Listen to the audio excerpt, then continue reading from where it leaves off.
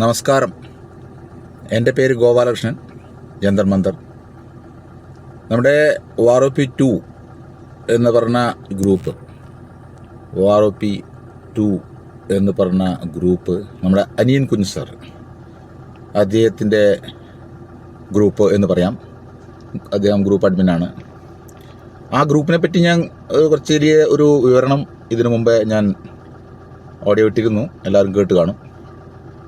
ആ വിവരണത്തിന് ശേഷം അദ്ദേഹത്തിൻ്റെ ശ്രദ്ധയിൽ അത് പെട്ടത് 2 ദിവസം കഴിഞ്ഞിട്ടാണ്.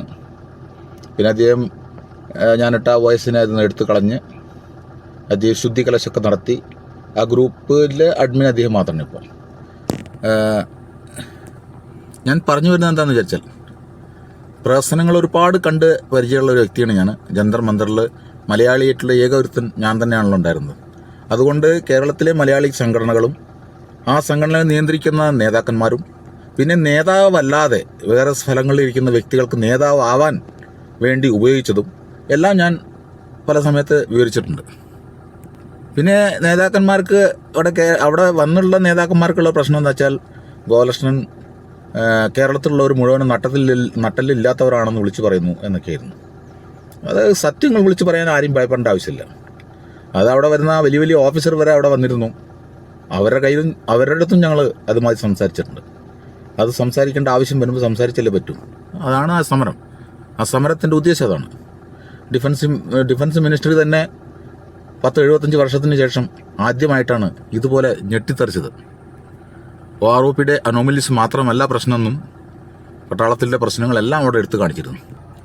ഡൽഹിയിൽ കൊടുമ്പിരി കൊണ്ട് സമരം നടക്കുന്ന സമയത്ത് ഡൽഹിയിൽ ചുരുങ്ങിയത് 6 ലക്ഷത്തോളം എക്സർവീസ്മെൻ ഉണ്ട് ഡൽഹിയിൽ. അതുപോലെ എക്സർവീസ്മെൻ ഓഫീസേഴ്സ് മാക്സിമം രാജധാനിയായ ഡൽഹിയിലാണ്. അതായത് രാഷ്ട്രത്തിൻ്റെ തലസ്ഥാനം. അതുമാത്രമല്ല, പിന്നെ പ്രതിരോധ സേനകളുടെ ആസ്ഥാനം, പിന്നെ നമ്മുടെ റിട്ടയർഡ് ഓഫീസേഴ്സ് എല്ലാം സെറ്റിൽമെൻ്റ് ആവുന്ന സ്ഥലം. അതായത് പട്ടാള എക്സ് മിലിറ്ററി 6 ലക്ഷത്തോളം എക്സ് മിലിറ്ററി ഡൽഹിയിൽ സ്ഥിര താമസമാണ്. അതിനനുസരിച്ച് ഓഫീസേഴ്സും അവിടെ ഉണ്ട്. അപ്പോൾ ഈ ഓഫീസേഴ്സ് എല്ലാം ചേർന്ന് അവിടെ കുറേ സംഘടനകൾ ഉണ്ടാക്കിയിട്ടുണ്ട്. വെറ്ററൻസ് എന്നെല്ലാം നാമകരണം ചെയ്ത സംഘടനകൾ, എക്സർവീസ്മെൻ സംഘടനകളെല്ലാം ഓഫീസേഴ്സിൻ്റെ സംഘടനകളാണ്.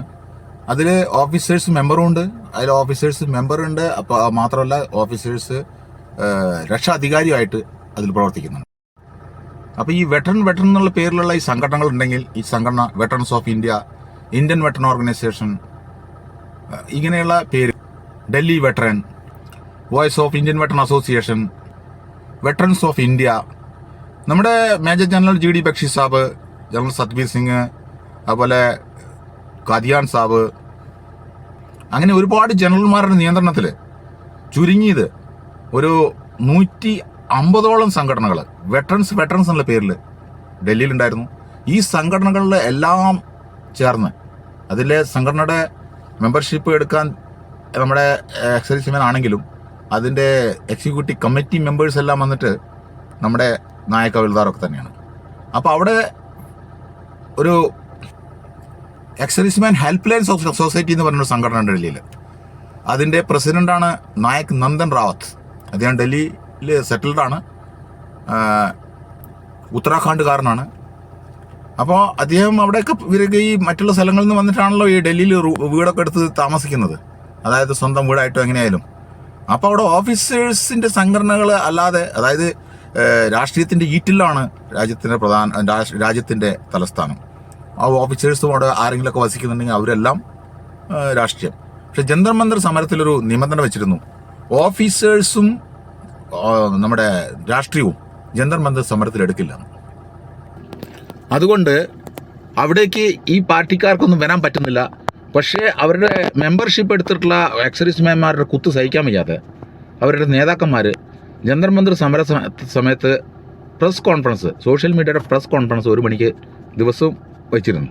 ആ 1 മണിയാകുമ്പോഴേക്ക് ഇവർ ഓരോരോ നേതാക്കന്മാരും അവിടെ എത്തും.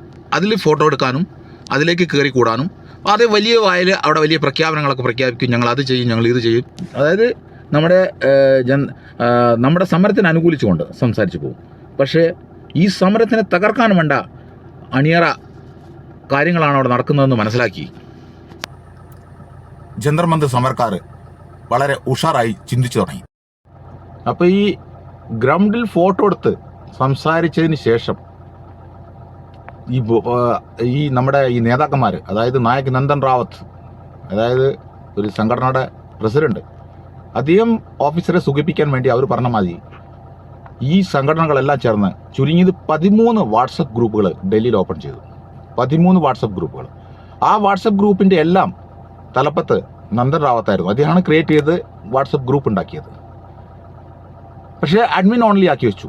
ആരും അങ്ങോട്ട് സംസാരിക്കാൻ പറ്റില്ല ഇങ്ങോട്ട്. കാരണം അവരുടെ കൂടെയുള്ള മെമ്പർഷിപ്പ് കൊടുത്ത എക്സൈസ്മെൻ തന്നെ എതിർത്ത് സംസാരിക്കാൻ തുടങ്ങി. നിങ്ങൾ എന്ത് പ്രസിഡൻ്റാണ് അങ്ങനെയുള്ള സംസാരിക്കാൻ തുടങ്ങി. അത് അഡ്മിൻ ഓൺലി ആക്കി മാറ്റി. അങ്ങനെ ആ വാട്സപ്പ് ഗ്രൂപ്പുകൾ നടന്നുകൊണ്ടിരുന്നു. അതിനിടയിൽ അദ്ദേഹം ആ വാട്സപ്പ് ഗ്രൂപ്പിൽ മറ്റുള്ളവർ അവരുടെ കൂടെ നിൽക്കുന്ന ആളെ ബോധിപ്പിക്കാൻ വേണ്ടി ജന്തർ മന്ദിർ സമരത്തിലുള്ള 4-5 പേരെ അവരുടെ ഈ അഡ്മിൻ ആക്കി മാറ്റി. 13 സംഘടനകളിൽ അഡ്മിൻ ആക്കി മാറ്റി. ഞാനും അതിലുണ്ടായിരുന്നു. പക്ഷേ അദ്ദേഹമാണ് ക്രിയേറ്റ് ചെയ്തത്. 13 വാട്സപ്പ് ഗ്രൂപ്പിൽ അദ്ദേഹം ജന്തർ മന്ദിർ സമര യോദ്ധാക്കളെ അവരതിൽ അഡ്മിൻ പാനലിലേക്ക് കയറ്റി. കാരണം എന്തിനാണെന്ന് വിചാരിച്ചാൽ നമ്മുടെ ഇന്ത്യ രാജ്യത്തുള്ള മറ്റ് എക്സർവിസ്മെൻ എല്ലാം അത് സത്യാവസ്ഥ മനസ്സിലാക്കുകയാണ്. ആ ഗ്രൂപ്പിലെല്ലാം വന്നിട്ട് ജന്തർ മന്ദിർ സമരക്കാരുണ്ട്. പക്ഷേ അണിയറ നീക്കങ്ങൾ അതല്ല. പക്ഷെ ജന്തർ മന്ദിർ സമരക്കാർക്ക് എല്ലാം അറിയാതിനെപ്പറ്റി. അതായത് മോശമായിട്ടുള്ള എന്തെങ്കിലും മെസ്സേജ് വന്നാൽ ഉടനെ തന്നെ അതിന് ഡിലീറ്റ് ചെയ്യാം. അത് നന്ദൻ റാവത്ത് കറക്റ്റായിട്ട് ഈ 13 വാട്സപ്പ് ഗ്രൂപ്പിലും ചെയ്തുകൊണ്ടിരുന്നു. അങ്ങനെ ആ വാട്സപ്പ് ഗ്രൂപ്പിനെ ഓടിക്കൊണ്ടിരിക്കുന്നതിനിടയിൽ അതേ കൊണ്ട് ശല്യം സഹിക്കാൻ വയ്യാതായപ്പോൾ ആ വാട്സപ്പ് ഗ്രൂപ്പിലെ എല്ലാ വാട്സപ്പ് ഗ്രൂപ്പിലും ആളുകളെ ഇതേമാതിരി അഡ്മിൻസിനെ എല്ലാം ഔട്ട് ചെയ്തു. ആരൗട്ട് ചെയ്ത്? നന്ദൻ റാവത്തിനെ തന്നെ. നന്ദൻ റാവത്ത് ക്രിയേറ്റ് ചെയ്തിട്ടുള്ള വാട്സപ്പ് ഗ്രൂപ്പിൽ നന്ദൻ റാവത്തിനെ തന്നെ ജന്തർ മന്ദിർ സമരത്തിലുള്ള വ്യക്തികൾ ആ ഗ്രൂപ്പിൽ നിന്നും ഔട്ട് ചെയ്തു. ഔട്ട് ചെയ്തപ്പോൾ സോഷ്യൽ മീഡിയ വിളിച്ചു വരുത്തി, വീട്ടിൽ സോഷ്യൽ മീഡിയ പണം കൊടുത്ത് വിളിച്ചു വരുത്തി സോഷ്യൽ മീഡിയയുടെ മുന്നിൽ അധികം കരഞ്ഞു. അതായത് എന്നെ തന്നെ എല്ലാവരും ഔട്ട് ചെയ്തു, ഞാൻ അത് ചെയ്തതാണ്, ഇത് ചെയ്തതാണ് ഔട്ട് ചെയ്തു. ആ 13 വാട്സപ്പ് ഗ്രൂപ്പിൽ നിന്നും നന്ദൻ റാവത്തിനെയാണ് ആദ്യം ഔട്ട് ചെയ്തത്. പക്ഷേ ഞാനൊരു പ്രത്യേകത നമ്മുടെ ഈ OROP2 കേരളം എന്ന് കാണിച്ചിട്ടുള്ള ഇതിൽ എൻ്റെ കോണ്ടാക്റ്റുള്ള എൻ്റെ യൂണിറ്റിൻ്റേതായിട്ടുള്ള ആളുകൾ, ഞാൻ അറിയുന്നതായിട്ടുള്ള ആളുകളെയാണ് ആ ഗ്രൂപ്പിൽ നിന്ന് ഞാൻ ഔട്ട് ചെയ്തത്. കാരണം ജന്തർ മന്ദിർ സമരമായിട്ട് ആ ഗ്രൂപ്പിന് ഒരു ബന്ധവുമില്ല എന്നുള്ള സത്യം പറഞ്ഞുകൊണ്ടാണ് അത് ചെയ്തത്. പിന്നെ അത് 2 ദിവസത്തിന് ശേഷം നമ്മുടെ കുഞ്ചു സാറിൻ്റെ ശ്രദ്ധയിൽപ്പെട്ടു. അദ്ദേഹം ഉടനെ തന്നെ എൻ്റെ വോയിസുകളെ അതിന് ഔട്ട് ചെയ്ത് അഡ്മിൻ എന്ന അതിൽ നിന്ന് പ്രഭാരൻ സാറിനെയും എന്നെയും വന്നിട്ട് അഡ്മിൻ നിന്ന് ഒഴിവാക്കി. കാരണം എനിക്ക് വേണമെങ്കിൽ ഈ കുഞ്ചു എന്ന് പറഞ്ഞാൽ ഈ കുഞ്ചു സാറിനെ തന്നെ അതിൽ ഔട്ട് ചെയ്യാമായിരുന്നു. ആദ്യം തന്നെ അദ്ദേഹത്തിനെ ഞാൻ അതിൽ ഔട്ട് ചെയ്താൽ പിന്നെ അദ്ദേഹം അതിലേക്ക് എങ്ങനെ കയറും? ആ ഗ്രൂപ്പിനെ ഇല്ലാതാക്കാൻ, ആ വാട്സപ്പ് ഗ്രൂപ്പിനെ ഇല്ലാതാക്കാൻ എനിക്ക് കഴിയുമായിരുന്നു. ഞാനത് ചെയ്യാത്തത്. ഇനിയും ഒരുപാട് സത്യങ്ങൾ ജന്തർ മന്ദിറിൽ കാര്യങ്ങൾ വിളിച്ചു പറയാനുണ്ട്. അതിന് സമയം പിടിക്കും. അതിനു വേണ്ടിയാണ് വെയിറ്റ് ചെയ്തത്. ഓക്കെ, ഏതായാലും എല്ലാവർക്കും, കേരളത്തിലെ എല്ലാ വിമുക്ത ഭടന്മാർക്കും ഞാൻ, അതായത് വിമുക്ത ഭടന്മാർ മെമ്പർമാർക്ക്, അതായത് ഈ മെമ്പർഷിപ്പ് എടുത്ത വ്യക്തികൾക്ക് ഒരു സ്പെഷ്യൽ താങ്ക്സ്. അവരാണ് ഈ സമരത്തിന് വിജയിപ്പിച്ചത്, അല്ലാതെ നേതാക്കന്മാരല്ല. പുതിയ നേതാക്കന്മാരും പഴയ നേതാക്കന്മാരെയും ഞാൻ നന്നായിട്ട് കണ്ട് മനസ്സിലാക്കിയ വ്യക്തിയാണ്. പക്ഷേ അത് ഏത് രീതിയിലായിരുന്നു എന്നും നമ്മുടെ അടുത്ത് അതിൻ്റെ കണക്കുകളുണ്ട്.